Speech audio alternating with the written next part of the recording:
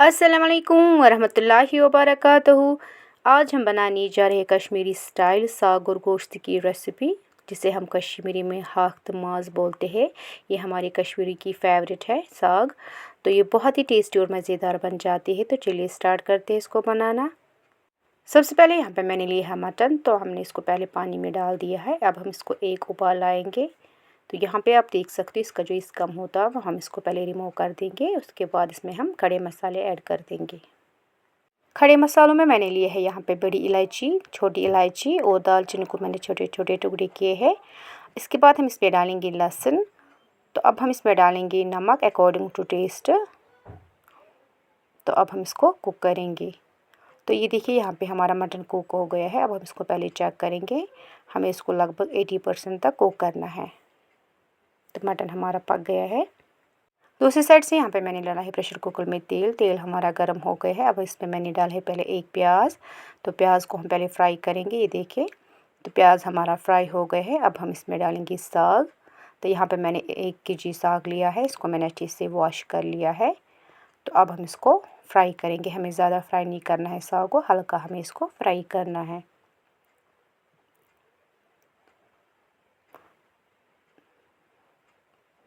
इस तरह से हमें इसको टर्न करते जाना है जब तक कि थोड़ा सा फ्राई हो जाएगा। अब हम इसमें डालेंगे नमक। तो हमें ख्याल रखना है कि हमने गोश्त में भी नमक डाला है।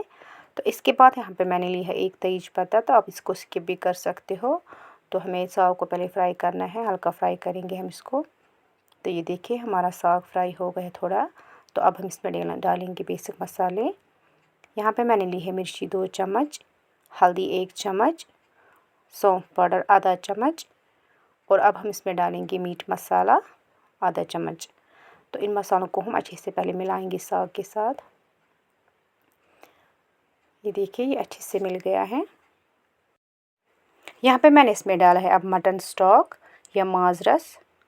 तो इसके बाद हम इसमें डालेंगे मटन या गोश्त। तो इन चीज़ों को हम पहले अच्छे से मिलाएंगे साग के साथ।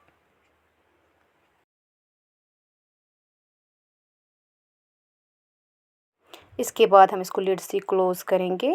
3 या 2 विसल हम इसको निकालेंगे।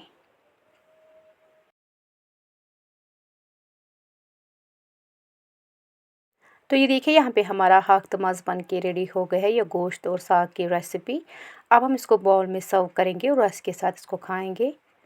मुझे उम्मीद है कि आपको मेरा वीडियो पसंद आया होगा। चैनल में नए हो तो चैनल को सब्सक्राइब कीजिएगा ज़रूर। मिलते हैं नेक्स्ट वीडियो में, तब तक के लिए अल्लाह हाफिज़।